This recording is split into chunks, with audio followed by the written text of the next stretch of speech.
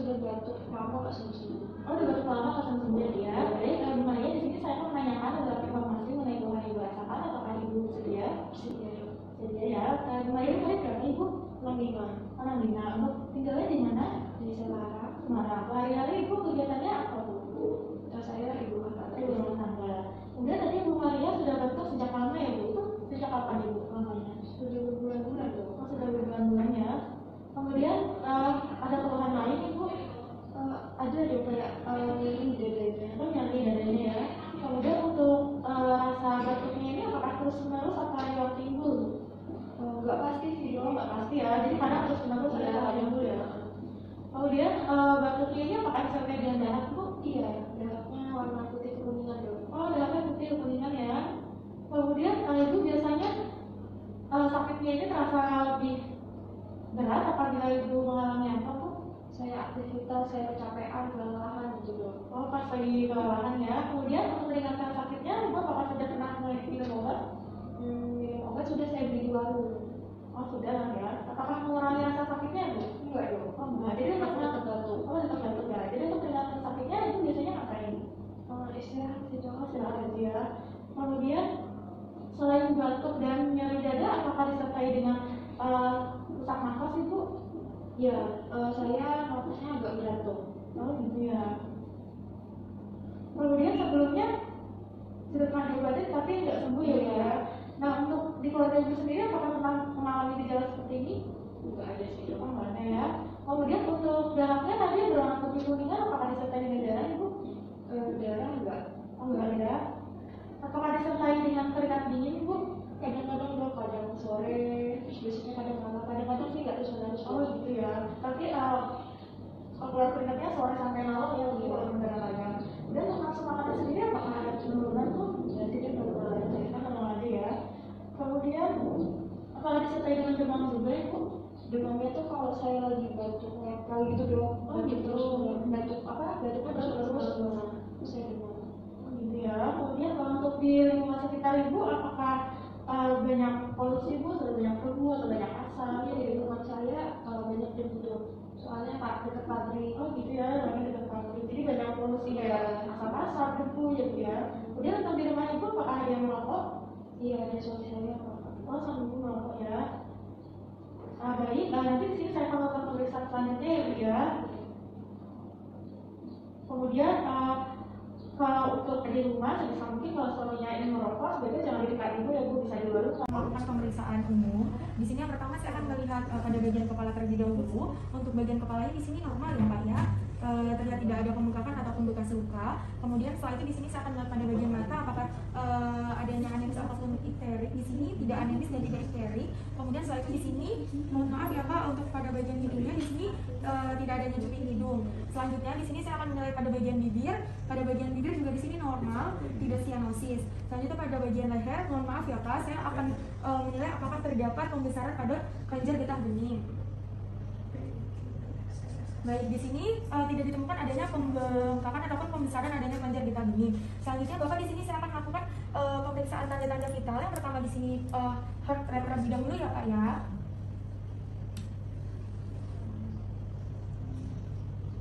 Baik, di sini untuk heart rate-nya yaitu normal yang dimana 82 kali per menit. Selanjutnya di sini saya akan lakukan pemeriksaan suhu. Untuk pemeriksaan suhu, mohon maaf Pak.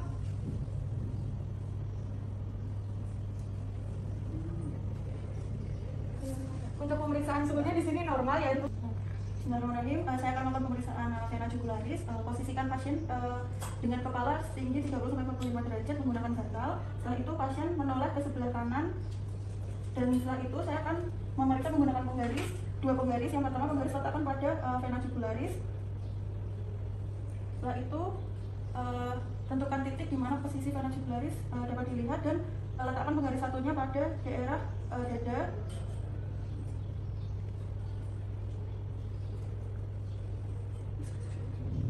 Setelah itu ukur ketinggian JVP pada JVP pasien ini yaitu R kurang lebih 3. Baik, di sini saya akan melakukan pemeriksaan toraks. Pertama, di sini saya akan melakukan pemeriksaan infeksi untuk bentuk dadanya tidak terdapat kelainan, kemudian tidak ada deformitas, tidak ada tanda-tanda peradangan. Nah kemudian selanjutnya sini saya akan melakukan pemeriksaan stem frame itu. Bapak silakan untuk berbicara 77 ya Pak. 77. Nah ya baik, di sini untuk pengembangan antara kanan dan kiri sama. Kemudian selanjutnya pemeriksaan untuk menentukan batas jantung. Nah untuk menentukan batas jantung dimulai dari sebelah kanan terlebih dahulu. Untuk menentukan batas jantung kanan dimulai dari ICS 2, dari suara sonor sampai suara redup. Nah ini sudah ditemukan untuk batas jantung kanannya. Kemudian untuk menentukan batas jantung kiri tinggal dilaju saja dari suara redup ke suara sonor. Nah di sini sudah terdapat batas jantung kiri pada linea midclavicularis sinistra ICS 5. Kemudian untuk menentukan pinggang jantung dimulai dari linea axillaris anterior, dari ICS 2, dari suara sonor menuju suara redup yang paling dalam. Pada ICS 3, linea parasternalis sinistra. Nah kemudian selanjutnya saya akan melakukan perancakan paru dimulai dari ICS 2, dari suara sonor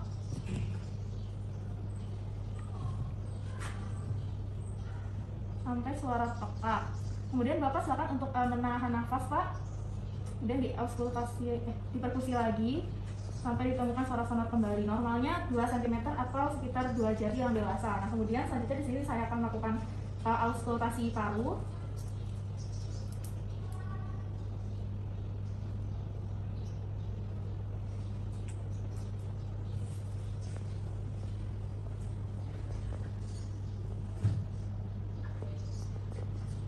Suaranya normal,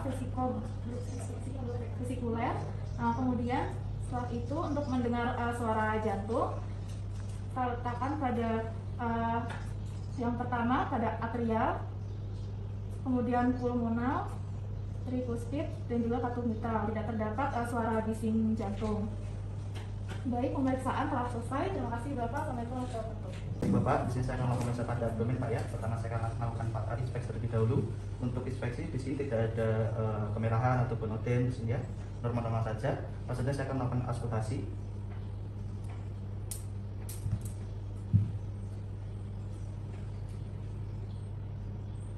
Di seluruh belakang abdomen di sini bersuara timpani. Lalu untuk bising khususnya di sini 18 Pak ya, normal. Lalu selanjutnya saya akan melakukan palpasi. Untuk palpasi, pertama saya akan palpasi di 4 regi pada abdomen. Pak, kalau ini bisa bilang Pak ya? Jadi Pak? Tidak. Selanjutnya saya akan melakukan palpasi pada hepat menggunakan teknik di manual. Tarik nafas Pak, hembuskan. Di sini hepatnya tidak ada pembesaran atau hepatomegali, untuk permukaannya licin. Lalu selanjutnya saya akan melakukan palpasi pada ginjal menggunakan teknik manual juga. Tarik nafas Pak, hembuskan. Tarik nafas Pak, hembuskan. Baik, selanjutnya melakukan pemeriksaan perkusi posisi 4 bagian regius.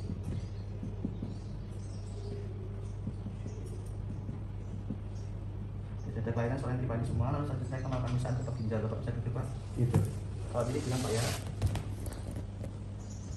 Jadi Pak? Tidak dong. Jadi Pak? Tidak. Baik, terima kasih Bapak. Assalamualaikum warahmatullahi wabarakatuh. Waalaikumsalam warahmatullahi wabarakatuh. Baik Bapak, ini saya melakukan pemeriksaan EKG Bapak Bapak ya. Baik, ini saya melakukan kalau kaki sebelah kiri, warna hitam. Kaki kanan hijau.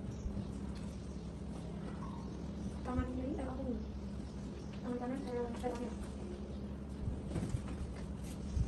Kemudian chest yang 1, ICS 4, hingga kanalis pada bagian kanan.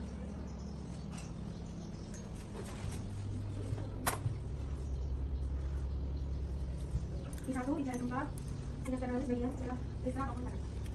Di 2, ICS 4, hingga kanalis sisa.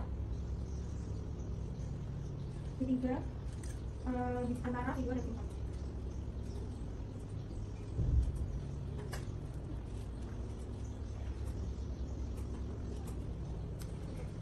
Keempat, ICS 5 midclavicular sisa. Kelima, anterior selalu kiri, segaris dengan timpal. Keempat, ICS 5 midclavicular bagian sisa. Kelima, mid axilla sisa segaris dengan timpal.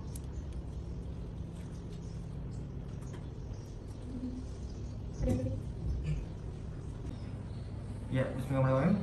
Jadi di sini saya akan menjelaskan mengenai hasil foto ronsen toraks pada ibu yang sudah dilakukan. Di sini dengan pertama untuk membaca hasil foto ronsen, kita nilai dari identitas terlebih dahulu. Di sini terdapat nama dan juga usia serta tanggal lahir dan juga dokter yang melakukan pemeriksaan. Di sini Ibu Maria usianya 65 tahun, kemudian dengan dokter gigi mana. Baik, di sini kita mulai dengan menilai pada marker terlebih dahulu. Apakah terdapat marker mulai dari bagian dextra mana ataupun sinestra mana? Di sini menggunakan right atau left. Nampak ada leftnya di sini di bagian kanan dari hasilnya. Kemudian selanjutnya kita nilai daripada hasilnya itu mulai dari bayangannya. Di sini pada persebaran dari opaknya itu cukup luas, terdapat penambahan dari corakan parunya. Kemudian pada dinding toraks itu terdapat pelebaran dan juga ICS-nya serta juga melebar. Kemudian terdapat deviasi pada trakeanya, deviasi ke arah dekstra.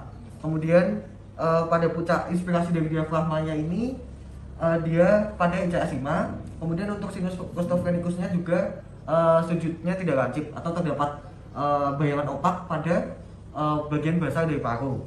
Kemudian jantungnya juga tampak sedikit kecil atau dapat bilang teardrop appearance seperti itu. Sepertinya itu saja dari gambaran hasil ronsen. Terima kasih.